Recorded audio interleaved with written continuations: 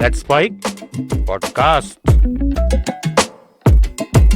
आज के हमारे मेहमान हैं प्रहलाद सिंह जी टिपानिया। मध्य प्रदेश की एक छोटे से गांव लुणियाखेड़ी, वहाँ पे आपका जन्म हुआ। पढ़ने लिखने वाले लोग पढ़ते लिखते हैं, अच्छी बात है, परंतु जब तक उस चीज़ को खुद महसूस ना कर ले तब तक पढ़ना लिखना उतना सार्थक नहीं है। कहाँ है परमात्मा?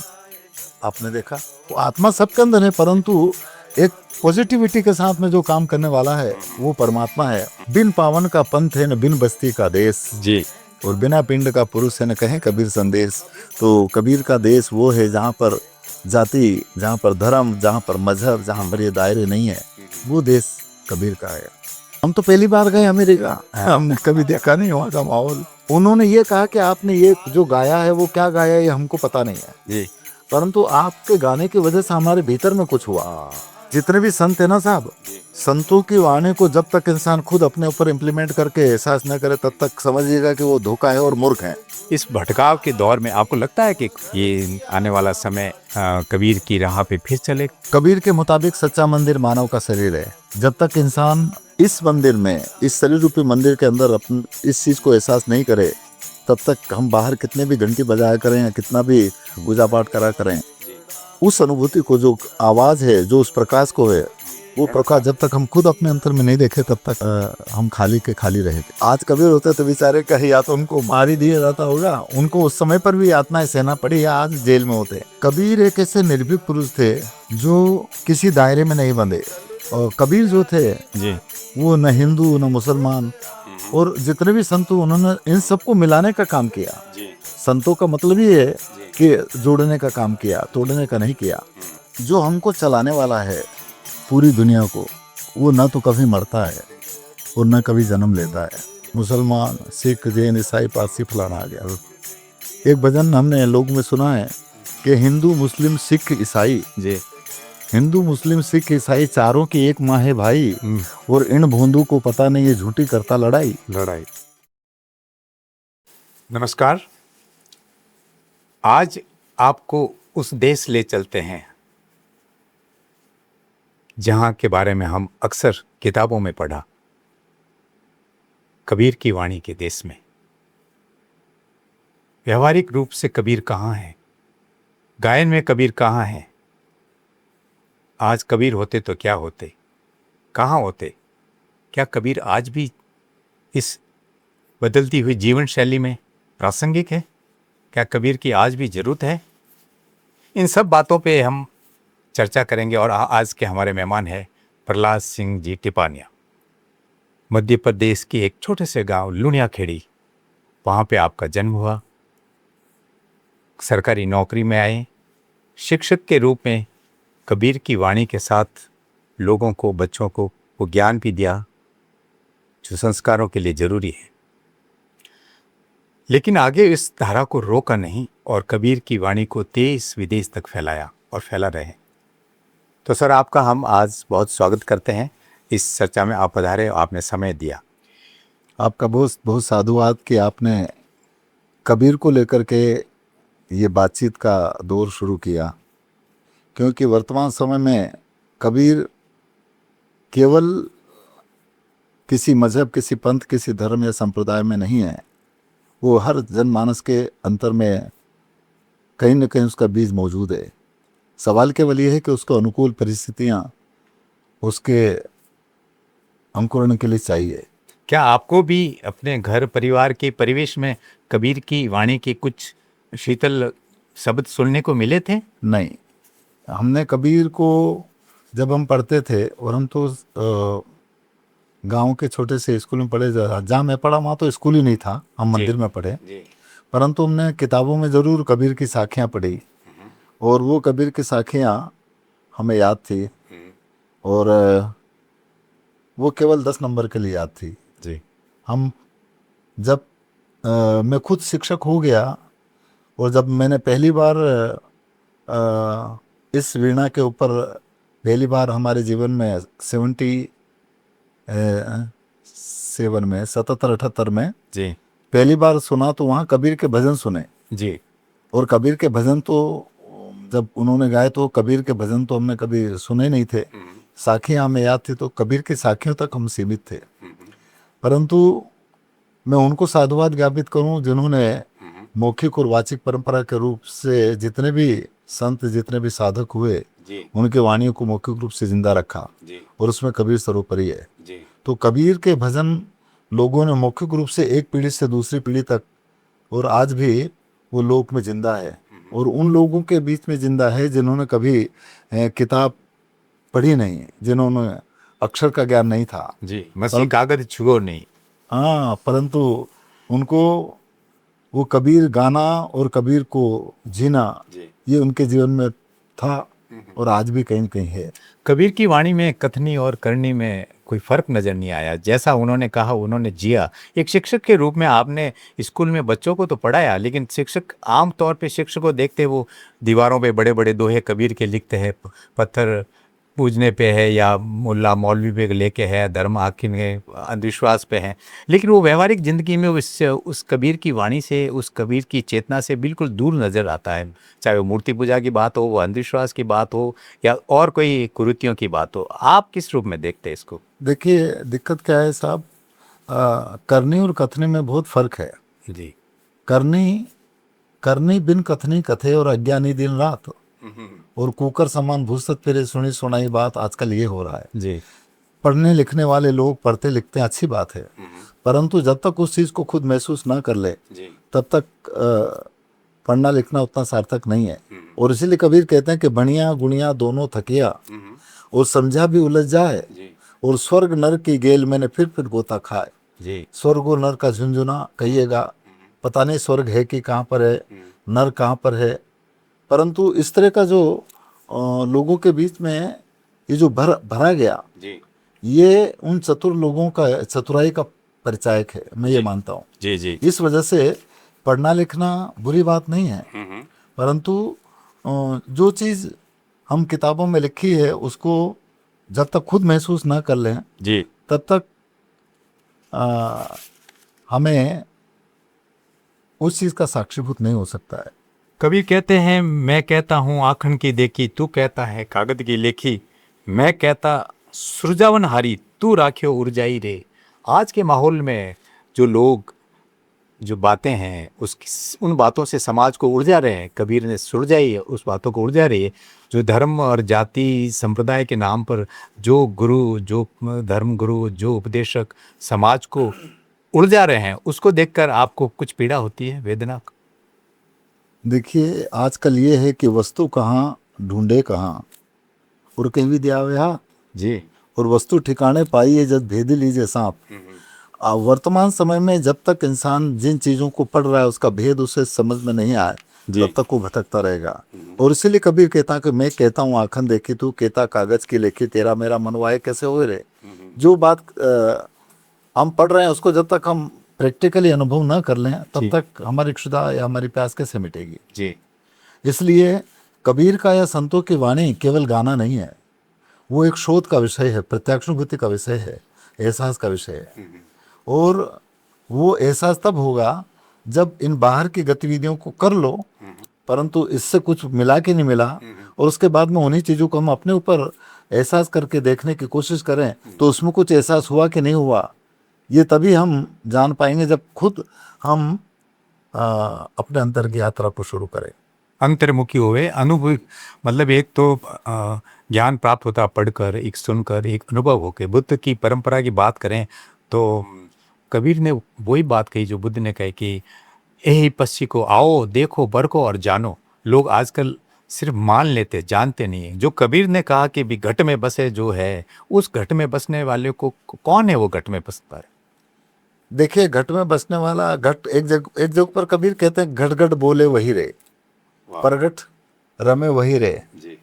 तो घट घट में बोलने वाला जो बोलता पुरुष है, जिसको लोगों ने राम कहा, अल्लाह कहा, ईश्वर कहा, देवी कहा, देवता कहा, और उसको दर्शाने के लिए लोगों ने उसकी प्रतिमा या उसका स्टैचू बनाना शुरू कर दिया और बस वो वहीं पर जम गए। सवाल केवल ये होता है, एक सिंबॉलिक है, परंतु वास्तविक रूप से देखा जाए तो जो हर इंसान के अंतर में बोलने वाला जो एक परम तत्व है, जो एक छठा तत्व है, वो निर्विकार है, वो निराकार है वो निर्लिप्त अवस्था में है और वो सब में है। जी। जहाँ पर जाति का, जहाँ पर धर्म का, जहाँ पर मजहब का, जहाँ पर गोरे काले का, जहाँ पर स्त्री पुरुष का कोई भेद नहीं हो। जबकि हमने शास्त्रों के मार्फत जाति ने धर्म और मजहब और पंथ और संप्रदाय बना दिया। और मैं यहाँ जहाँ तक सोचता हूँ कि जहाँ पर ये चीजें दायरे होते हैं, जहाँ पर किसी भी किस्म का दायरा है, तो वहाँ दायरा है, तो वहाँ पर हम उस परम तत्व को नहीं जान पाएंगे। ये संतों का कहना है। जी। और इसीलिए कबीर एक जगह पर कहते हैं कि हद में पीऊ न पाइया और बेहद में भरपूर, जी। और हद बेहद की गम लखे न तासो पीऊ हजूर। जब तक इंसान इन हदों में रहेगा, जाति के, मजहब के, धर्म के, संप्रदाय के, ऊंचे के, नीचे के, गोरे के, काले के, देश के, प्रदेश के, तो बताओ वो उस परम तत्व को कैसे जान पाएगा जो सब में एक है? उस नूर को कैसे जान पाएगा जो सबको सृजित करने का काम करता है? या वो परम चेतना, वो वाइब्रेशन जो कभी मिटती नहीं, जी। उसका एहसास कैसे कर पाएगा? और उसका एहसास करने के लिए ही आप और हम सबको ये जो शरीर मिला है, ये है, यही सच्चा कर्म क्षेत्र है, या यही सच्चा कुरुक्षेत्र है, जिसके मार्फत हम इस शरीर को चलाने वाली जो चेतन सत्ता है, उसको हम इस शरीर के मार्फत ही जान सकते हैं। इस शरीर के मार्फत ही उसका बोध हो सकता है, जी। या उसकी प्रत्यक्षानुभूति हो सकती है। और यदि प्रत्यक्षानुभूति करने वाले लोग ये कहें कि मेरे को तो ऐसा राम दिखा, या मेरे को ऐसा हनुमान दिखा, या मेरे को ऐसा कबीर दिखा, तो समझिएगा कि वो पक्का धोखेबाज है। मैं तो ये मानता हूँ। तो राम नाम का आपने जिक्र किया, सकल पसारा जो राम, एक बात में कबीर कहते, राम निरंजन चारा रे, अंजन सकल पसारा रे, कहे कबीर कोई बिरला जाने, अंजन छोड़ी निरंजन है। बिरला, बिरला, बिरला का मतलब कौन बिरला है जो ये राम नाम को जाने? या कबीर जिस राम को कहते हैं, वो कबीर के राम कौन है? देखिए, कबीर के राम के बारे में बहुत सारे कबीर पंथियों की भी अवधारणा कि राम ऐसा है, या राम का वो, राम के बारे में उनका सोच अलग हो सकता है। परंतु कबीर ने कहा कि कहें कबीर एक राम भजे बिन बांधे जमपुर जासी। जी। कबीर ने कहा कि जब तक इंसान उस राम को नहीं जाने, तब तक वो ये बाहरी जो आडंबर है ना, उसमें फंसता रहेगा। जी। तो इसलिए कबीर का राम, और कबीर ने भी राम के बारे में बहुत सारे उनके पदों में है। जैसे अभी आपने कहा कि राम निरंजन न्यारा, और जिसका सकल पसारा है, परंतु वो राम जो पूरे कण कण में व्यापक थे। और इसमें भी उन्होंने लिख दिया हरि व्यापक सर्वत्र समाना। जी। वो जब आप ये मानते हैं कि वो सर्वत्र समान है, तो फिर आपके अंदर ये भेदभाव क्यों? तो इसलिए कबीर के राम वो राम नहीं है जो कबीर मिट जाता। कबीर का राम वो है जो अविनाशी है। कबीर का राम वो है जो कभी मरता नहीं। जी। कबीर का राम वो है जो सर्व पूरे कायनात को समान रूप से सृजित करता है। वो राम है कबीर का। एक जगह तो कबीर कहते भी हैं कि हिंदू कहे राम हमारा, मुसलमान रहमाना, आपस में दो लड़त मरते हैं, मर्म कोई नहीं जाना। अब आज के टाइम में क्या उस मर्म को नहीं जान रहा समाज? बिल्कुल नहीं माने। इसी वजह से तो कहा होगा भाई, उस मर्म को, जिसने उस राम के मर्म को जान लिया, जिसने उस अल्लाह के मर्म को जान लिया, तो ये लड़ाई झगड़ा ही खत्म हो जाएगा। एक राम दशरथ का बेटा, आकार, जो भी आकार बना है वो फना होगा। जो भी आकार बना वो कभी स्थायी नहीं रहेगा, ये तो सब जानते हैं। तो एक राम दशरथ का बेटा, दूसरा राम घट घट में बैठा, और तीसरे राम का सकल पसारा, और चौथा राम इन सबसे न्यारा। जी। तो जितना भी आकार, यदि हम राम को आकार के रूप में मानते हैं, जी। तो वो कभी भी स्थायी नहीं रहेगा, वो फना होगा। इस वजह से वो कहते हैं कि आकार राम दशरथ का बेटा, निराकार घट घट में बैठा, और बुंद राम का सकल पसारा, और निरालम सभी से न्यारा। जी। तो कबीर का भी राम है, पर वो राम जिसको हम किसी अवलंबन में नहीं बांध सकते, जी। हम किसी दायरे में नहीं बांध सकते। हिंदी साहित्यकार लोगों ने क्या कबीर की सही व्याख्या की? उनको कहते हैं कि कबीर निर्गुण भक्ति के भक्त थे। तो भक्त का जो स्वरूप है कबीर की वाणी में कहीं नजर आ रहा, क्या आपका मानना है कबीर भक्त थे या संत थे? क्योंकि कबीर ने तो बहुत कहा कि न काहूँ से दोस्ती न काहूँ से बैर। कबीर ने बिना लाग लपेट, बिना स्वार्थ, बिना कोई ढोंग रचे जो सच्ची बात है, सही बात कही। तो आज के परिप्रेक्ष्य में आप कैसे देखते हैं? पहले तो हम इस बात को देखें कि भक्त क्या होता है और संत क्या होता है। जी। क्योंकि संत किसी प्रकार का भेष बनाना या किसी प्रकार का बाहरी दिखावा होना, लोग उसको संत समझते हैं। जी। या भक्त कुछ भक्ति करते हैं उसको समझते हैं। परंतु मैं जहाँ तक सोचता हूँ कि संतों के मुताबिक एक जगह पर ये कहा है कि भक्ति भाव भादो नदी। जी।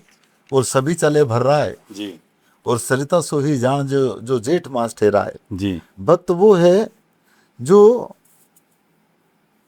आ, इसको यहाँ कहना नहीं चाहिए, परंतु एक साखी में बता देता हूँ जी कि भग भोगे भग उपजे, जी और भग से बचा न कोई, जी और कहें कबीर जो भग से बचे भक्त कहावे सोए।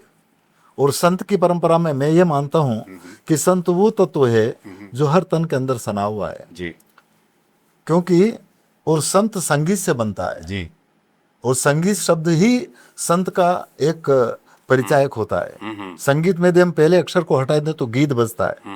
उन वाणियों को मार्फत जब लोग जुड़ते हैं तो वो सब एक दूसरे के साथ हो जाते हैं, संगी हो जाते हैं। जी और यदि बीच के अक्षर को हटा दें जी तो फिर वो बन जाते हैं जो होना चाहिए, और वो है संत। जी तो संत का मतलब होता है हर तन के अंदर सना हुआ एक सुप्रीम पावर, जिसको आजकल लोग सनातनी कहते हैं। हाँ हाँ और सनातनी का मतलब होता है हर तन के अंदर सना हुआ वो परम तत्व, वो छठा तत्व जी। जो उसको सृजित करता है, जिसको हम राम कह सकते हैं, जिसको अल्लाह कह सकते हैं, जिसको देवी कह सकते हैं, जिसको देवा कह सकते हैं, जिसको हनुमान कह सकते हैं, जो कहना वो कह सकते हैं। जी और वो केवल एक ऊर्जा है, वो केवल एक शक्ति है, जी और शक्ति ही ब्रह्म है, और सब पूरे मानव में एक है। भी सनातन का आपने जिक्र किया, सनातन का एस धम्मो सनातनो, बुद्ध ने भी कहा कि वही सनातन सदियों से चला रहा शास्त्र जो कभी बदलता नहीं है। कि कबीर ने जगह जगह समाधि पे जिक्र किया, सुरता पे जिक्र किया, गगनमंडल पे बार बार कही है।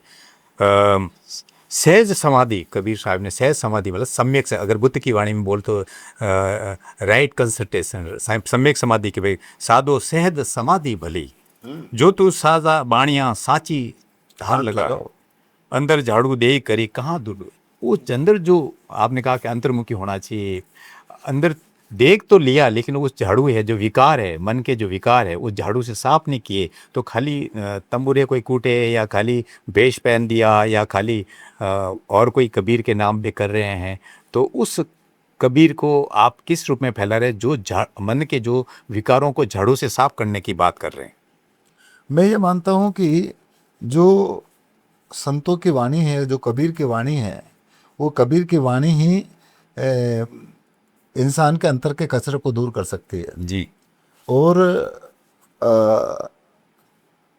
जो अंतर का कचरा है वो इतना ज़्यादा भरा हुआ है अधिकतर देखा जाए तो, क्योंकि इंसान केवल देखने पर या सुनने पर जी या सूंघने पर, इन पंच विषयों में इतना ज़्यादा फंसा है कि वो आजकल कपड़ा जिन्होंने पहन करके देखा है या कपड़ा जिन्होंने पहना उसके आधार पर वो उसका अपने आप में निर्णय करने लग जाता कि अच्छा ये वो है, शरीर की बनावट के ऊपर या वो निर्णय करने लगता वो है, जबकि वास्तविक रूप से ऐसा है नहीं। जी भेष को पहन करके या भेष को देख करके यदि हम उसका मूल्यांकन करते हैं अपनी कल्पना के आधार पर, जी तो वो जितना ज़्यादा सही नहीं हो सकता है। और इसलिए भेष के बारे में तो कबीर कहते हैं कि भेष पहरे कोई भूलो मती, भेष पहरे कोई भूलो मती, और भेष पहरे कोई सिद्ध नहीं। काम क्रोध मद लोभ माया अति घनी सील और सांस संतोष नहीं, और कपट के भेष से का सीजे नहीं, न कपट के भेष से वो राम राजी नहीं। कहें कबीर असत का विचार है समझ ले देख अपने मन में। हम बात बहुत बड़ी बड़ी करते हैं, बहुत मीठी चुपड़ी करते हैं, और अंतर में जमाने भर का ये भरा कि ये वो है ये वो है, तो बताओ क्या मतलब। काम क्रोध और उन विकारों को दूर करने की बात कही ताकि मन निर्मल होवे, समाज परिवार खुशहाल है। उस सुंदर समाज के खुशहाल परिवार की कल्पना की थी संत कबीर ने। और सुमिरन की बात बार बार आई है, सम्यक स्मृति जिसको कह सकते हैं, अवेयरनेस, आज की पीढ़ी अवेयरनेस कह सकती है, अलर्टनेस कह सकती है। कबीर सुमिरन सार है और सकर जंजाल। उस कौन सा सुमिरन को लोग कहते हैं कि नाम जपो माला जपो, कबीर कौन से सुमिरन की बात कर रहे हैं। कबीर तो ये कहते हैं कि माला न कर मुख जिब्या नहा ले आप ही हो तुचारा, और सभी के गट रसना रस के कोई जाने का जाना नारा। सुमरन किया नहीं जाता, मैं ये मानता हूँ। और जो सुमरन करते हैं समझ लो वो थोड़ा थोड़ा ठीक है उस लाइन पर जा रहे होंगे, परंतु अभी भी भूल में। सुमरन हर इंसान के अंदर होता है, सुमरन करने की चीज़ नहीं है, सुमरन हो रही है वो है, उससे जुड़ने की जरूरत है। इसलिए क्या जाप क्या अजपा, अजपा सुमरन घट विषय। जी जी, जिसको जपने की जरूरत नहीं है वो सबके घट में है, वो चाहे हिंदू हो, चाहे मुसलमान हो, चाहे सिख जैन ईसाई पारसी जो भी हो, ये उनकी राह है। और इस वजह से कहा कि अज पर सुमिरन घट विषय हो दीना सृजनहार। जी। जिसने सबको सृजन किया उसने सबके साथ समान सलूक के साथ में वो सभी उनके साथ मौजूद है। जी। जब सृजनकर्ता की बात आती है, क्रिएटर जिसको कहते हैं, तो लोग सीधा ईश्वर परमात्मा की ओर ले जाते हैं। कहाँ है परमात्मा? आपने देखा? मैंने तो नहीं देखा। देखिए ये जितने बिल्कुल सही परमात्मा, परमात्मा का मतलब होता है श्रेष्ठ आत्मा। वो आत्मा सबके अंदर है, परंतु एक पॉजिटिविटी के साथ में जो काम करने वाला है वो परमात्मा है। और इसीलिए कबीर कहते हैं ना कि कबीर लोहा एक है जी। और गढ़ने में है फिर, और ताही का वक्तर बनाना ताही की शमशेर। जब तक इंसान की दृष्टि सकारात्मक नहीं होगी तब तक सब गड़बड़ होगा। जी। जब नेगेटिविटी होगी तो वो इंसान के साथ में दुर्व्यवहार करेगा ही, छल कपट करेगा ही सही, मारकाट करेगा ही सही, क्योंकि उसको सामने वाले में भी वो परमात्मा नहीं दिख रहा है। और कबीर की थीम इतनी बारीक है जी। क्योंकि कबीर में बंदगी करते हैं, आपको पता है। और बंदगी करते हो तो मैं आपके आंखों में देखूँ, आप मेरी आंखों में देखेंगे तो आपके आंखों में मेरा ही स्वरूप दिखेगा मुझे। जी। तो कबीर ये कहते हैं कि देखो इसमें भी तू ही है, और आप यदि मेरी आंखों में देखोगे तो आपको आपका स्वरूप दिखेगा। तो कबीर ये कहते हैं कि इसमें भी तू ही है। और जब ये इंसान जान ले कि उसमें भी वही है तो फिर उसके साथ वो कोई अन्याय, अत्याचार, व्याभिचार, दुराचार करे नहीं करेगा। इसलिए केवल कबीरपंथी बन जाना और यदि इन चीज़ों को अनुभूति में नहीं लाना तो वो है कि नहीं है ये खुद उसका निर्णय करे। कबीर वाणी के अंदर ध्यान, समाधि आज के टाइम में कितना महत्व दिया जाता है, क्योंकि एक जगह कबीर कहते हैं रस गगन गुफा में अजर झरे। जो जो अमृत झरता है उस गुफा में, वो जो गगन मंडल जहाँ पे आप कहते हो बिना सूरज उजियारा हो रहा है, आज के लोगों को अगर समझाए तो वो उजियारा, वो गगन मंडल, वो सुमिरन, वो समाधि। देखिए ये चर्चा का विषय नहीं है। ये जितना भी जो आप कह रहे हैं कि अमिया झरे साधो अमिया झरे, यानी भंवर गुफा में अमिया झरे, या पीले अमीरस धारा गगन में झड़ी लगी, तो ये कह रहे हैं, परंतु हमने कभी हमारे इस गगन मंडल से एक विशेष प्रकार के नाद, एक विशेष प्रकार की प्रकाश, एक विशेष प्रकार का जो अवतरण होता है उसको कभी महसूस किया कि नहीं किया? जब तक हम महसूस नहीं करें तब तक खाली बकवास है। इसीलिए कहा है कि खलक मिला खाली हुआ, न बहुत किया बकवाद, और बांझ हिलावे पालना नेता में कौन स्वाद। यदि एक परिवार खाली झोली को जिंदगी भर तक खिलाता रहे और उसमें बच्चे के पता ही नहीं है तो बताओ बच्चे का सुख उसको कैसे मिलेगा। तो भंवर गुफा या जो भी इसमें आता है, सहज समाधि की बारे आप बात करें, संतो सहज समाधि भली, और उस सहजता जब तक इंसान सहज नहीं होगा तब तक वो इन अनुभूति को महसूस ही नहीं कर पाएगा। क्यों नहीं कर पाएगा? क्योंकि उसके अंदर, हमारे अंतर में ज्ञान का, हमारे जैसे लोगों के अंदर गाने बजाने का, किसी लोगों ने खूब किताबें पढ़ रखी तो उसको किताबों का, किसी ने अपनी जाति का, किसी ने स्वरूप का, ताकत का, धन का, पद का, उसके अंदर इतना ईगो है, इतना घमंड है कि वो सहज रह नहीं सकता। बहुत बड़ी बात है। और जब तक इंसान सहज और सरल ना हो तब तक कैसे, वो तो डूबेगा ही सही। ना वो ध्यान कर सकता, ना सुमिरन कर सकता, ना प्रेम कर सकता किसी। कुछ नहीं, प्रेम और प्रेम इसलिए नहीं कर सकता क्योंकि उसकी गेल बहुत कठिन है। प्रेम नगर की गेल कठिन है, वहाँ कोई जाने न पाई, और चांद सूरज जहाँ पवन न पानी पतिया को ले जाई। इसलिए प्रेम वो है जो किसी बाग बगीचे में नहीं मिलता। प्रेम वो है जो सच्चा प्रेम वो है जो कभी कम नहीं होता। जी। भौतिक संसार में जितना भी प्रेम, और प्रेम के बारे में तो प्रेम को ही ईश्वर कहा गया, लव इज गॉड। आप जैसे अंग्रेजी बोलने वालों से हमने सुना, परंतु लोग उस प्रेम को या उस लव को, क्या केवल शारीरिक संबंध प्रेम नहीं होता, वो तो क्षणिक होता है, वो कम होने वाला है। पर आत्मीय प्रेम जो है वो कभी घटता नहीं है, वो निरंतर बढ़ता है। इसीलिए अघट प्रेम पिंजर बसे, प्रेम कहावे सोई। प्रेम प्रेम सब कोई कहे न प्रेम न चीन्हे कोई, और अघट घटने वाला नहीं, अघट प्रेम पिंजर बसे, प्रेम कहावे सोई। जब तक इंसान इस प्रेम के साथ में अपना ताल्लुक या अपना रिश्ता पक्का ना करे तब तक दूसरे रिश्ते जितने भी है वो आसक्ति के रहेंगे, और आसक्ति का जहाँ प्रेम है वहाँ पर वो कभी न कभी टूट जाएगा, कभी न कभी कम हो जाएगा। कबीर ने अपने समय में कितनी अनगढ़ वाणी के साथ भी उन्होंने संस्कृत में नहीं कहा, उन्होंने अपनी भाषा गढ़ी। कबीर जैसा कोई नहीं। जगह जगह वो चेतावनी भी देते समाज के बारे में, धर्म के बारे में। सुधार इस एक जगह, ज्यों तिल माही तेल है, ज्यों चपक में आगी, तेरा साईं तुझ में है, जाग सके तो जागी। वो साईं है, तो साईं की बारे में कहते हैं बार बार, जैसे बुद्ध कहते हैं तुम्हें बुद्ध बनने की संभावना है, क्षमता है। क्या आपको लगता है कि कबीर भी उसी धारा में कहते हैं कि तुझ में इस मैं ये मानता हूँ साहब कि बुद्ध के बाद में उस परम तत्व को, इस ईश्वरी तत्व को जितना गहराई से जाना जी। और उसका एहसास किया, कबीर के अलावा शायद वो अद्वितीय पुरुष रहे जी। और इसीलिए उन्होंने उस साईं की बात करी जो पत्ते पत्ते और जर्रे जर्रे में है। जी। नहीं जी।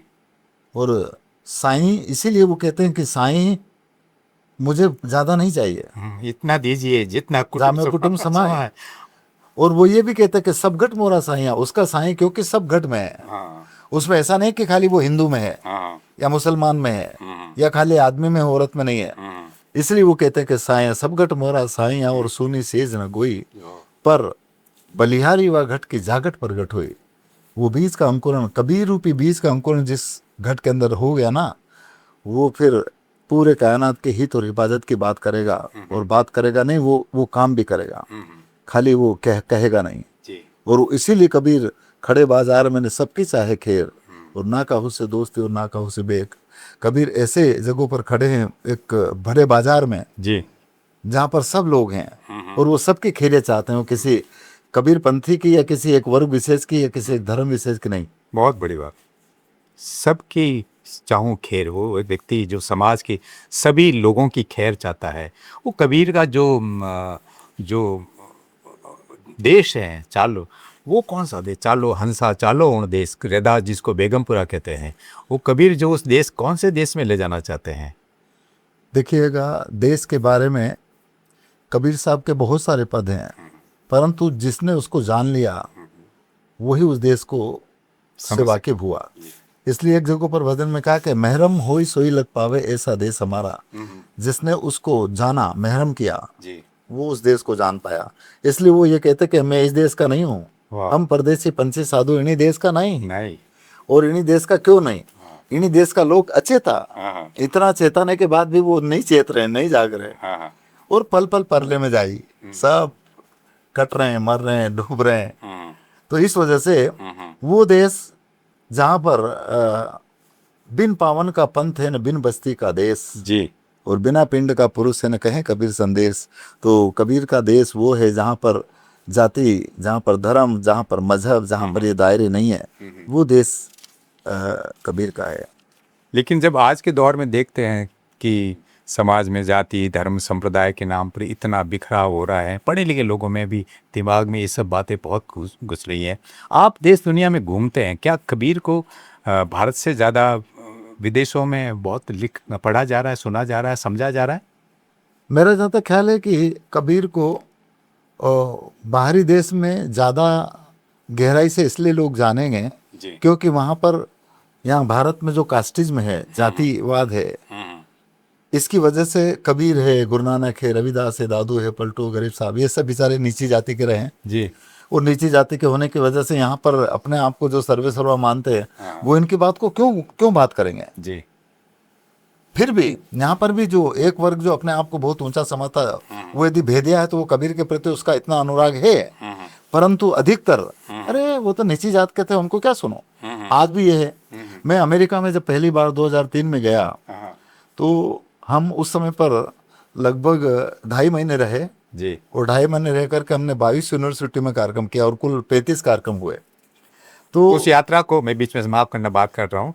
उस यात्रा को जब रिकॉर्डिंग हुई तो देश भर के लोग, मैं भी उस यात्रा घर में बहुत देखता अपना, मेरे कई और दर्शक भी आपकी उस यात्रा की जो रिकॉर्डिंग है भजनों की, वो बहुत ही यादगार है जी।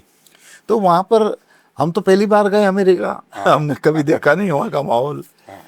तो वहाँ पर एक तो ये स्वतंत्रता है वहाँ पर, जैसे आज अपने यहाँ पर वो कॉन्सेप्ट नहीं है, परंतु हमारे साथ में जब वहाँ पहली बार हुआ वो गले मिलने वाला मामला, जहाँ पर लड़के लड़कियाँ एकदम गले मिलते थे तो हम थोड़े चौंके। परंतु उन्होंने ये कहा कि आपने ये जो गाया है वो क्या गाया है ये हमको पता नहीं है, जी। परंतु आपके गाने की वजह से हमारे भीतर में कुछ हुआ। हाँ, ये बात आपने उस टाइम कही भी थी। तो संगीत जो है ना शायद, संगीत अंतर से इंसान को झकझोरता है। अंतर की वाइब्रेशन से नाद का जब टकराव होता है जी तो इंसान के अंदर एक विशेष प्रकार की एनर्जी पैदा होती है, जी। और वही एक अनुभव है। और अनुभव वो होता है जिसको कोई लूट नहीं सकता, जिसको कोई काट नहीं सकता, जिसको कोई बांट नहीं सकता। जी। और अनुभव ही आपका सच्चा गुरु है। और इसीलिए कबीर कहते हैं कि ये सब गुरु हैं हद के, और बेहद के गुरु नाही, और बेहद अपने आप उपजे अनुभव के घर माहे। और वो अनुभव बिना शरीर के नहीं हो सकता। तंबूर बजाना शरीर है तो बजाए हैं भाई, आपका शरीर तो आप बात कर रहे हैं जी। शरीर है तो हम किसी भी चीज को पानी पिएंगे तो पानी का एहसास होगा। तो बताओ जो भी अनुभव हो रहा है खट्टे मीठे जो भी, वो शरीर के होता है। और इसीलिए शरीर ही आपका सच्चा गुरु है। जी। कबीर कहते हैं कि या घट भीतर तीन लोक है, या ही में है करतारा, और कहें कबीर सुन वही साधु, या ही में गुरु हमारा। इसलिए इस शरीर रूपी गुरु के मार्फत ही हम अपने अंतर के सदगुरु को जान सकते हैं। बहुत और कबीर साहब ने गुरु की बहुत महिमा कही है, बहुत कही है ना। उन्होंने क्या शरीर वाले गुरु को कहा या अंदर वाले गुरु को कहा? देखिए, जो वार्तालाप है ना, हाँ वो वार्तालाप स्थूल का स्थूल से होता है। जी। जैसे आपका शरीर है और मेरा शरीर, तो हम बात कर रहे हैं। परंतु यदि आपका शरीर नहीं होता तो मैं किससे बात करता, या मेरा शरीर नहीं होता तो आप किससे बात करते हैं। तो ये एक वो जरिया है जिसके मार्फत हम उस निर्गुण तत्व को जान सकते हैं। इस वजह से गुरु की महिमा के बारे में खूब कहा, गुरु जी के चरणों में घुल जा, हर बार नया नया अनुभव होगा। परंतु उस शरीर के मार्फत जब हम अपने अंतर की यात्रा को शुरू करते हैं तो हर इंसान को अपना अनुभव होगा। और वो अनुभव जो होता है ना, उसको कोई यूं किताबों में नहीं लिख सकता। और जो किताबों में लिखते हैं वो नहीं होता जिसके बारे में कहा गया। जी। जब तक हम खुद उसको ना देख ले तब तक। और वो अनुभव किया भगवान बुद्ध ने, बोधि वृक्ष के नीचे जो बुद्धत्व, जो एनलाइटमेंट उन्होंने अनुभव किया, वो परिभाषा में व्याख्या नहीं की जा सकती। उन्होंने, किसी ने कहा कि बुद्ध आपके गुरु कौन है, कि मेरा कोई गुरु नहीं, मैंने स्वयं से अपने अनुभव से सम्यक संबुद्ध, इसलिए वो कहलाए। कबीर साहब ने भी बहुत जगह कहा कि मैंने ये अनुभव किसी से देखा नहीं, पढ़ा नहीं या जाना नहीं, मैंने अपने अनुभव से कहा। लेकिन फिर भी उनके दौर में और आज के समय में भी कहते हैं कि कबीर के गुरु रामानंद जी थे। आपका क्या मानना है? क्योंकि कबीर साहब ने तो गुरु में और संतों की तो व्याख्या की, लेकिन रामानंद जी का कहीं जिक्र नहीं किया। आज के लोग क्या जो कबीर, देखिए, इस मेरा सोच है, ऐसा हो सकता है गलत है। इस संसार के अंदर जो ऐसे ऐसे पुरुष हुए ना, उनको सब लोगों ने अपने अपने दायरे में बांटने की कोशिश करी। तो उनके रामानंद गुरु थे कि नहीं थे मुझे तो मालूम नहीं है, परंतु मैं इतना जरूर मानता हूँ कि उन्होंने अपने अंतर के राम को जब जान लिया, और अपने अंतर के राम को जानने के बाद में जो उसको आनंद की अनुभूति हुई, वो उनका रामानंद गुरु था। और यदि मान लो उन स्थूल शरीर को मानते हैं तो रामानंद जी जो काम करते थे उनको कबीर को भी करना था, पर उन्होंने नहीं किया। इसका मतलब एक स्थान से तो वो गुरुद्रोही नहीं हुए। हाँ, लेकिन रामानंद जी के अनुयायी की तो कहीं भी कबीर का नाम नहीं लेते। नहीं, वो इसलिए नहीं लेते क्योंकि वो नीचे जाते के थे ना साहब। अच्छा अच्छा। मैंने ये बिल्कुल पक्का है। हाँ। मैं आज भी आपको मानव समाज के अंदर कई जगहों पर कहते हैं, अरे यार कबीर को कहाँ गा रहे हो यार, कबीर को बंद करो, अरे इनके कहीं गाओ। तो आज की सोच इस तरह की है। जबकि जितने भी संत है ना साहब, संतों की वाणी को जब तक इंसान खुद अपने ऊपर इम्प्लीमेंट करके एहसास न करे तब तक समझिएगा कि वो धोखा है और मूर्ख है। हम खुद करके देखें जी। गरीब साहब का एक पद आपने यदि सुना हो तो वो कहते हैं कि हंसा तू है आप सदा का, जी। तेरे ऊपर और न कोई, ढाकन किसका ढाका।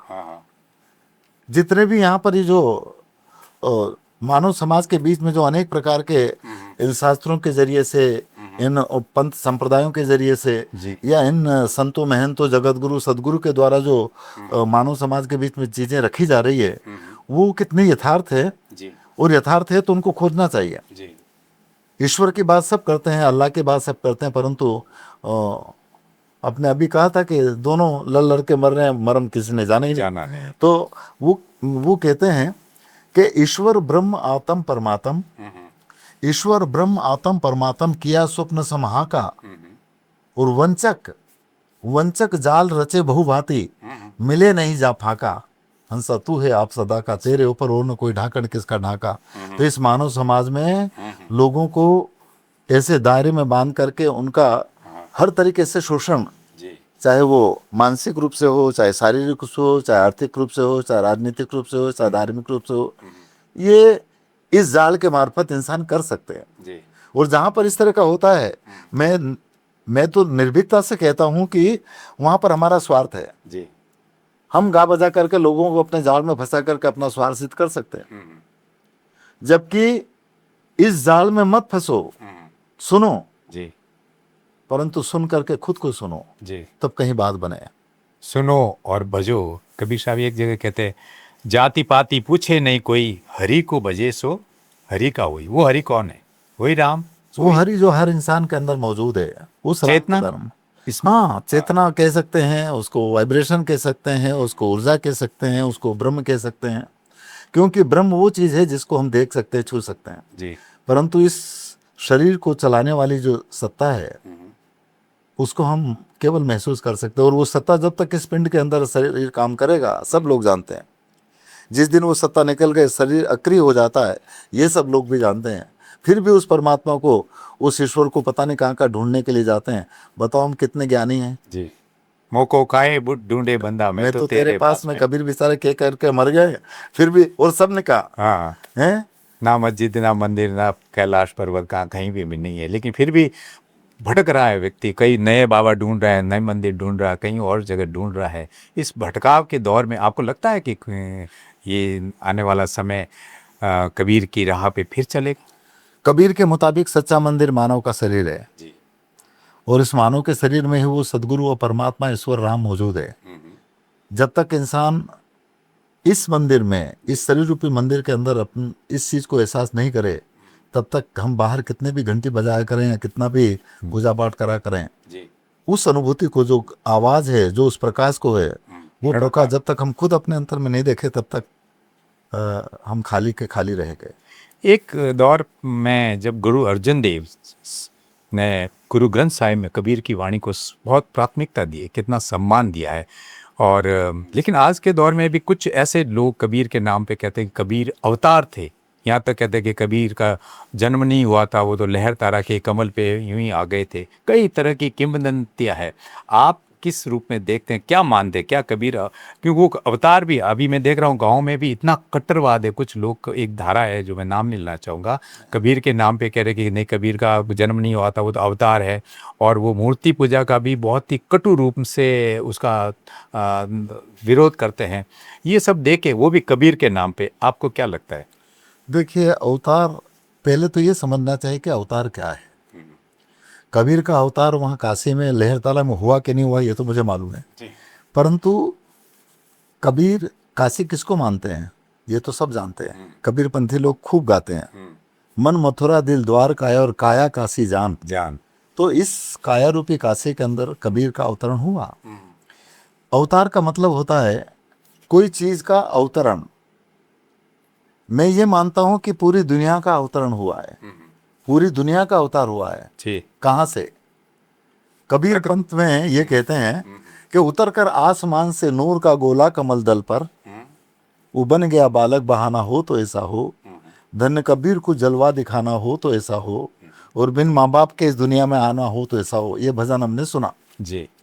तो वो आप जो कह रहे थे कि कबीर वहाँ आसमान से उतर करके वो लहर तारा जो होगा वहाँ पर, आजकल तो काशी के बीच में आ गया, पर जिस समय पर कबीर रहेंगे उस समय पर तो वो एकांत में कहीं जंगल होगा, वहाँ पर वो कमल के फूल के ऊपर आ गए और वो नीमा और नीरू को मिले। अब बताइए, मैंने तो अभी तक ऐसा देखा नहीं, क्योंकि उस समय कभी ऐसा होता होगा तो होता होगा नहीं। पुरानी बात कहाँ सर, अभी 1500 सन की बात है, उस टाइम ऐसे अवतारों की कोई बात नहीं थी नहीं। परंतु इन चीजों को इस तरह से चमत्कारिक रूप में बता करके लोगों को भ्रम में फंसाना भी हो सकता है। परंतु ये जरूर है कि अवतार की जो परंपरा है, और लोगों ने लिखा अपने भारत में तो 10 अवतार है। हाँ, बुद्ध ने भी अवतारवाद का विरोध कर दिया, लेकिन लोगों ने उनको भी अवतार करके उनके बड़े उनको भी अवतार पुरुष मान लिया। अवतार का मतलब होता है, मैं ये मानता हूँ कि हर इंसान के पिंड में जो 10 द्वार हैं उन 10 द्वार से प्रतिपल हर इंसान के अंदर किसी न किसी तरह का अवतरण होता है, और इसी अवतरण की वजह से आप और हम भी बने हैं। हम इस रूप को देखने की कोशिश करना चाहिए, क्योंकि वस्तु इधर है और हम खोद उधर रहे हैं। तो और एक ये भी हो सकता है कि एक शब्द गुरुदेव का ताका अनंत विचार जी था कि मुनिजन पंडिता न वेद न पावे पार। लोगों ने अपने अपने हिसाब से जो जो कर लिया जी। कर रहे हैं। आज का जो दौर आप देख रहे हैं समाज में हर तरफ, कबीर का दौर में कितनी उथल पुथल राजनीतिक उथल पुथल हो रही थी, कई संस्कृतियों, कई धारणाओं, कई मतों का द्वंद्व हो रहा था देश में। बहुत मतलब ऐसा माहौल था। उस दौर में कबीर पैदा हुए और वैसी बिना लाग लपेट के वो क्रांति की बात कही, सुधार की बात कही। आज अगर कबीर होते तो कहाँ होते? आज कबीर होते तो बेचारे कहीं या तो उनको मार ही दिया जाता होगा, उनको उस समय पर भी यातनाएं सहना पड़ी, या आज जेल में होते। देखिए, कबीर एक ऐसे निर्भीक पुरुष थे जो किसी दायरे में नहीं बंधे। वर्तमान समय में या उस समय पर भी, वर्तमान समय में भी कोई भी आदमी निर्भीकता से तब बात कर पाएगा जब वो किसी दायरे में न बंधा रहे। जी। पक्षपातपूर्ण व्यवहार तब होता है जब हम किसी पक्ष के अंदर शामिल होते हैं। जी। तो कबीर जो थे जी। वो न हिंदू न मुसलमान, और जितने भी संत हुए उन्होंने इन सबको मिलाने का काम किया। जी। संतों का मतलब ही है कि जोड़ने का काम किया, तोड़ने का नहीं किया। उन्होंने सबके जलन की, सबके अगन को, सबको तपन को बुझाने का काम किया। जी। और इसीलिए कहा है कि आग लगी आकाश में, जल जल पड़े अंगार, और संतन होते जगत में तो जल मरता संसार। तो कबीर ने वो निर्भीकता उस समय पर, एक तंत्र शासन होने के बाद में भी उन्होंने कह दिया कि मुल्ला होकर बांग पुकारे क्या वो साहेब बेरा है, और चींटी के पाँव में नेवर बाजे वो भी साहेब सुनता है कि तू क्यों चिल्ला रहा है। जी। जी। नहीं। और उन्होंने उसी समय ये पर भी कह दिया कि जाई मंदरिया में झालर कूटे, जाई मंदरिया में झालर कूटे, कहीं हिवड़ा की थारी फूटी रे, और मूरत से तू मुक्ति मांगे आशा थारी झूठी रे। जी। या उन्होंने उस समय पर कह दे कि थारा देवलिया में देव नहीं, झालर कूटे गरज कसी। तो जो इंसान इतनी निर्भीकता से ये बात कर सके, वो इसलिए क्योंकि वो ना तो हिंदू के दायरे में थे ना मुसलमान के दायरे में थे, वो केवल एक इंसानियत और एक इंसान के जामे में थे। और जब तक इंसान इंसान न बने तब तक ये सब गड़बड़ होता रहेगा, मेरा ऐसा सोच है। साहब, कबीर साहब ने अपनी वाणी में बहुत कहा है, आवागमन मिट जाए, भवसागर पार हो जाए। सुमिरन की बात की, समाधि की बात की। बुद्ध की धारा की जब बात करते तो बुद्ध ने निर्वाण शब्द काम में लिया, मुक्ति का मार्ग। वो मार्ग क्या है कबीर की धारा में? निर्वाण का मार्ग, मुक्ति का मार्ग, आवागमन से मुक्त हो जाना, भवसागर पार हो जाना। कौन सा भवसागर से पार होने की बात कही है? देखिए, आवागमन से मुक्त होने की बात कबीर कहते हैं, और मुक्ति के बारे में तो कबीर साहब ने एक भजन में कहा कि मुक्ति भरे जहाँ पानी साधु, मेरा गुरु निर्वाणी। जी। या मुक्ति रहेगा जाके दासी, ऐसा उन्होंने कहा। तो मुक्त होने का मतलब होता है, मैं ये मानता हूँ कि मरने के बाद में मुक्त होना या नहीं होना, कहाँ होगा ये तो हमें पता नहीं है। परंतु यदि अभी मैंने इस तंबूर को यदि पकड़ रखा है तो मैं अभी से युक्त हूँ, और यदि मैं इस तंबूर को मेरे से छोड़ दिया तो मैं इससे मुक्त हो गया। बस ये है, हमने क्या पकड़ रखा है। जी। और आवागमन से रहित आने जाने का जो चक्कर क्यों है, ये तो सब लोग जानते हैं कि हम क्यों आ जा रहे हैं। नहीं, लोग तो चाहते हैं कि फिर बार बार जन्म ले। मेरे को थोड़ा इच्छा रह गई है, मेरी पूछा वो बेटा का काम रह गया, जमीन रह गई, वो फिर आवागमन मिटने की बात क्यों करते हैं कबीर? देखिए, आप ये बताइए कि मरने के बाद में आने जाने का कैसा होगा? आप बताइए जी। आप क्या समझते हैं मरने के बारे में? मरने के बारे में आना जाना होता है? मरने के बाद में एक अलग अलग मान्यताओं में अलग अलग धारा जो बात, मैं कबीर धारा के बारे में पूछ रहा हूँ। बुद्ध की अगर बात, परंपरा में अगर बात करें तो मुक्ति का मार्ग होता है जब अरहत बुद्धत्व को प्राप्त कर लेता है व्यक्ति, और जन्म मरण का जो संकट है, जन्म मरण का जो ये सांसारिक बातें हैं, उससे मुक्ति का मार्ग है। क्योंकि दुख है जीवन में, जब जन्म लेगा तो वो दुख है, दुख को भोगेगा वो, तो उस दुख से मुक्ति के लिए बुद्ध की बात करते। कबीर क्या कहते? जन्म क्यों होता है? अविद्या के कारण, इग्नोरेंस के कारण, तृष्णा के कारण कोई बातें रह गई। बस उससे भिड़ गए तो हम उससे मुक्त हो सकते हैं। देखिए, बात यह है साहिब कि आ, जो हमको चलाने वाला है पूरी दुनिया को, वो ना तो कभी मरता है और ना कभी जन्म लेता है। क्या वो व्यक्ति के रूप में आप बिल्कुल नहीं, वाइब्रेशन के रूप में है, वो एक चेतना के आप रूप इसको में है। प्रकृति कह सकते वो हो। ना तो कभी मरता है ना कभी जन्म लेता है। कबीर एक जगह पर कहते हैं कि देह मरे जीव अमर है और पार ब्रह्म है सोए, और अज्ञानी भटकत फिरे लखे सो ज्ञानी होए। उनका एक भजन है कि मैं तो अमर रहूंगा रे, मैं तो अमर रहूंगा रे, काल से नहीं डरूंगा रे। जी। नहीं, आऊंगा न जाऊंगा, जीऊंगा न मरूंगा, और गुरु के संग मैं अमीरस पीऊंगा। अब इस तरह से वो कह रहे कि आने जाने का जो चक्कर है जी। ये तब होगा जब हम उस प्रक्रिया को अपने जीवन में फॉलो करें। जी। अब और मरने के बाद में जन्म होता कि नहीं होता ये तो मुझे नहीं मालूम, जी। परंतु मैं इतना जरूर कह सकता हूँ कि जो भी जन्म अनम है वो आपके जीते जी हो गया। जी। जी। मरने के बाद में काय का जन्म, माटी में माटी मिला और मिला पवन में पवन। और मैं तो पूछूं पंडिता, दोनों में मोह है कौन? पांचों तो अपने अपनी जगहों पर चले गए, इस शरीर को चलाने वाली चेतना या ऊर्जा अपनी जगहों पर चली गई। बताओ फिर किसका हास हुआ, किसका नाश हुआ, और कौन मरा और कौन जिया? जी। अरे जन्म तो पहले ही हो गया ना हर इंसान का। तो एक जगह कबीर ने सामाजिक बातें कही, आर्थिक धार्मिक बातें कही, लेकिन अर्थ के मामले कबीर एक बिरले है जो ग्रस्त जीवन में रहते हैं, एक जुलाहे के रूप में रहते हुए भी उन्होंने इतनी बड़ी बातें कही, इतनी महान बातें कही। तो अर्थ के बारे में क्या करते कबीर के?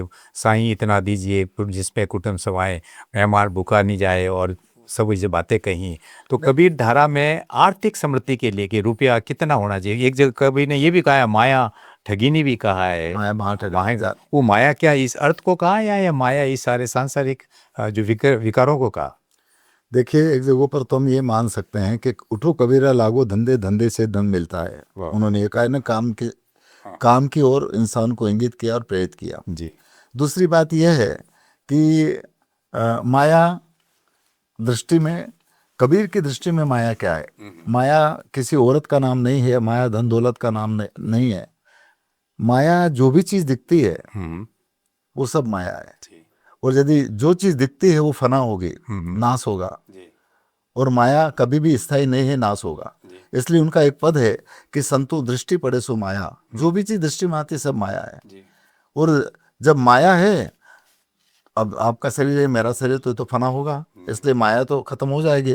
परंतु इस माया को सृजित करने वाला जो तत्व है वो इसमें गुला मिला नहीं है, इससे लिपटा हुआ नहीं है, इससे चिपटा हुआ नहीं है, वो इससे अलग है।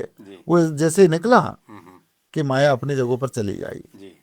तो इस वजह से माया के बारे में बहुत सारे लोगों ने अपने अपने तौर तरीके से कहा। कबीर ने माया को खूब कहा, माया ऐसी डागनी ने काट कलेजा खाए, और वेद बिचारा क्या करे न कहाँ तक दवा लगाए। क्योंकि माया तो मारने का ही काम करती है, और माया स्थायी भी नहीं है, ये भी सब लोग जानते हैं। जो उगे सो हाथ में ने, फूले सो कुमला है, और जो चुने सो ढही पड़े न, जन्मे सो मर जाए। जो चीज बनती है बिगड़ेगी, जीवन का शाश्वत नियम है। तो इस वजह से वो परमात्मा, वो सुप्रीम पावर, वो ईश्वर या अल्लाह कैसे हो सकता है जो फना हो जाए? जी। वो ये भी तो कहा कभी, लो भी थारो निर्वाण, वो जगह झूठो रे संसार। हाँ बिल्कुल ठीक है। जी। जी। तो कबीर की जो वाणी बहुत अथाह है, और उसका जो ज्ञान, जिस मार्ग पे आप चल रहे हैं, इसमें कई दिन लग सकते हैं। आपका ज्ञान भी बहुत विस्तार से है, तो आप किसी और अवसर पे इस पे लंबी और बातचीत करें। आप इस कबीर वाणी को, जब आपको लगा कि इस वाणी को देश दुनिया में फैलाया जाना चाहिए, अभी आपके जो जन्म स्थान का जो क्षेत्र है उसको लेकर कबीर वाणी के प्रचार के लिए आपकी क्या यात्रा चल रही है? वहाँ पर साहेब हमने सिंत्यानों से कबीर एक सत्संग का कार्यक्रम शुरू किया, और फिर एक कबीर यात्रा का कार्यक्रम शुरू हुआ 2010 से, जो निरंतर चल रहा है। और उसमें हजारों मंडलियां आज कबीर को गाने वाली हैं। तो हमें इस बात की खुशी है कि कम से कम इन संतों के वाणी को मौखिक रूप से लोग जिंदा रख करके गा रहे हैं। जी। कभी न कभी चोट लगेगी तो हो सकता है वो उस चीज़ को महसूस भी करेंगे, परंतु ये तो है कि कम से कम ये वाणी जिंदा है। आपको लग रहा है कि नई पीढ़ी के लोग जो चिंतन मनन करने वाले लोग, वैज्ञानिक सोच करने वाले, प्रमाण को मानने वाले लोग हैं, अंधविश्वास को नहीं मानते, उन लोगों में भी कबीर की वाणी कहीं जा रही उन लोगों में भी कबीर की वाणी आप आजकल जा रही हैं। जा रही है? और वो मैं उसको इस रूप में भी देखता हूँ कि उस युवा पीढ़ी का दोष नहीं है, कम से कम उनके सामने परसें तो सही। जी जब बताएं। परसेंगे और यदि वो टेस्ट करेंगे तो निश्चित रूप से उनको भी लगेगा कि अरे ये तो कुछ ऐसी बात है। तो मैं यूँ कह सकता हूँ कि कबीर को आप उस बंदी बनाई धारणाओं से, उस दीवारों के, मठों की दीवारों से बाहर निकाल रहे हैं? अ, कबीर दायरे में नहीं है साहब, कबीर मठों के या और पंथों के या संप्रदाय के दायरे में नहीं, मैं तो ये मानता हूँ।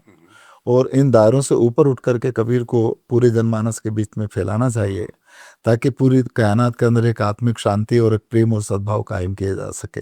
और आजकल की पीढ़ी खोजी है, आजकल की पीढ़ी जो है बहुत बहुत जागरूक है। हमारे समय में तो, अपने समय में तो कुछ था ही नहीं। आज इंटरनेट और फलाना और ये सब आ गया, तो ये सब किनकी खोज है, वर्तमान समय की पीढ़ी की खोज है ना शायद। जी तो वो बहुत चतुर है, तो इसलिए वो, और कबीर भी शोध का विषय है, खोज का विषय है। कबीर खाली गाने का विषय नहीं है, कबीर केवल एक पंथ या संप्रदाय या धर्म का विषय नहीं है। ऐसे और धर्म भी क्या होता है, धर्म मैं ये मानता हूँ कि धर्म, ये जितने भी इस मानव समाज के अंदर अनेक धर्म है, मैं ये मानता हूँ कि धर्म वो होता है जो शाश्वत है और सबके लिए उसका असर एक जैसा हो। जी प्रकाश का धर्म सबके लिए एक जैसा होगा, चाहे कोई भी धर्म को मानने वाला हो। वायु का असर सबके लिए एक जैसा होना चाहिए, और है, जी उसमें कोई धर्म की जरूरत नहीं है। जी जी तो ये जो पंच तत्व है जिससे शरीर बना है, वो सही रूप से उसका धर्म है, उसकी धारणा है। और उसको हमने अलग अलग नाम दे दिया, और नाम देने की वजह से भी थोड़ा गड़बड़ हुआ, जी क्योंकि धर्म शब्द की जो उत्पत्ति होने की वजह से ही लोगों के बीच में बिखराव हो गया होगा। जी धर्म, जैसे कृष्ण बोला धर्म, तो लोगों के बीच में उस शब्द को सुनने ही कि अच्छा, हिंदू, मुसलमान, सिख, जैन, ईसाई, पारसी, फलाना आ गया। एक भजन हमने लोगों में सुना है कि हिंदू, मुस्लिम, सिख, ईसाई, जी हिंदू, मुस्लिम, सिख, ईसाई चारों की एक माँ है भाई, और इन भोंदू को पता नहीं है झूठी करता लड़ाई। लड़ाई। सृजनशीलता प्रत्येक मानव मात्र की एक जैसी है, जिसमें न कोई हिंदू है न कोई मुसलमान है। बिल्कुल उस मानव कल्याण की बात जो कबीर ने कही थी, वो समाज परिवार की खुशहाल देखने की बात जो कही थी, वो प्रेम ढाई अकर प्रेम की बात जो कबीर ने कही थी, उसी वाणी को, उसी शब्द और साखियों को आप देश और विदेश में फैला रहे हैं। आप बहुत महान काम कर रहे हैं और इसी काम को पूरे देश ने परखा, समझा और आपको पद्मश्री से नवाजा। ये कोई कम बात नहीं है। हम कामना करते हैं कि आप स्वस्थ रहें और लंबी उम्र जिए और इसी तरह कबीर की वाणी को देश दुनिया में फैलाएं। आपके लिए बहुत बहुत हम मंगल कामना करते हैं। बहुत धन्यवाद।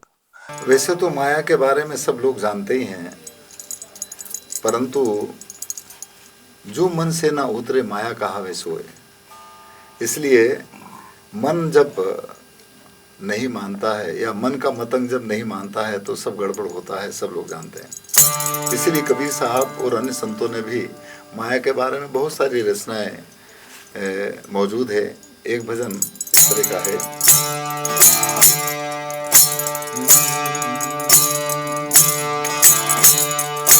ए जी माया माया सब कहे,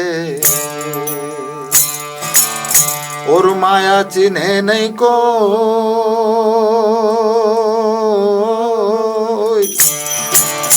अरे जो मन से ना उतरे,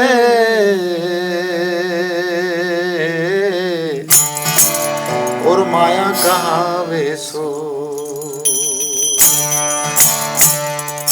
तो चलो चलो सब कोई कहे, और पहुंचे बिरला को। एक कनक एक कामनी,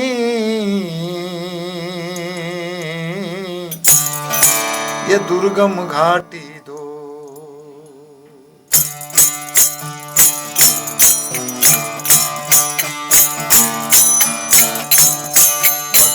माया को अहंकार मत कर, काया को अभिमान काया कार से काटी। मत कर माया को अहंकार मत कर, काया को घमंड काया कार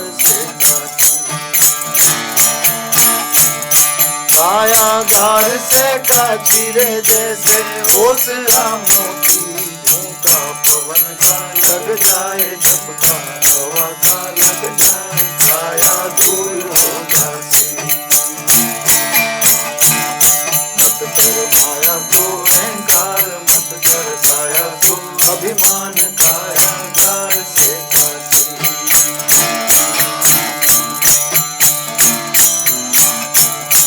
ऐसा सत्य था महाराज जिनका मुल्कों में राज जिन कर बंद था हाथी ऐसा सत्य था महाराज जिनका मुल्कों में राज जिन कर झूलता हाथी जिन कर झूलता हाथी गुण धर दिया ना बाती मत कर माया को अहंकार मत कर काया को अभिमान काया कार से काती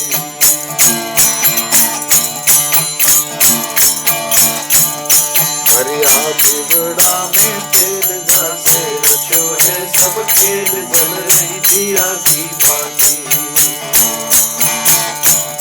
हरिया सिंगड़ा में तेल घासे रचो है सब खेल जल रही दिया की बाती चल रही दिया की बाती जैसे ओसरा मोती झोंका पवन का लग जाए झपका हवा का लग जाए काया धूल हो जाती दिवड़ा को तेल बिखर गया सब नज खेल बुझ गई दिया की बाती सिंगड़ा को तेल बिखर गया सब नज खेल बुझ गई दिया की बाती बुझ गई दिया की बाती जैसे ओसरा मोती झोंका पवन का लग जाए झपका हवा का लग जाए काया धूल हो जाती झूठा माय तारा बाप झूठा सकल परिवार झूठी कूट का जाती झूठा माय बाप झूठा सकल परिवार झूठी कूट का जाती झूठी कूट का जाती जैसे ओसरा मोती झोंका पवन का लग जाए झपका हवा का लग जाए काया धूल हो जाती भाई भाई लाल में का लाल तेरा कौन का हवाल जिनको यम ले जाती लाल में का लाल तेरा कौन का हवाल जिनको यम ले जाती जिनको यम ले जाती जैसे ओसरा मोती झोंका पवन का लग जाए झपका हवा का लग जाए काया धूल हो जाती बोला भवानी हो नाथ जी सिर पे धरिया हाथ दिन भर मुक्ति हो जाती बोले बोले भवानी नाथ जी सिर पे धरिया हाथ दिन भर मुक्ति हो जाती दिन भर मुक्ति हो जाती जैसे ओसरा मोती झोंका पवन का लग जाए झपका हवा का लग जाए काया धूल हो जाती मत कर माया को अहंकार मत कर काया को अभिमान काया धार से काची काया धार से काची काया धार से काची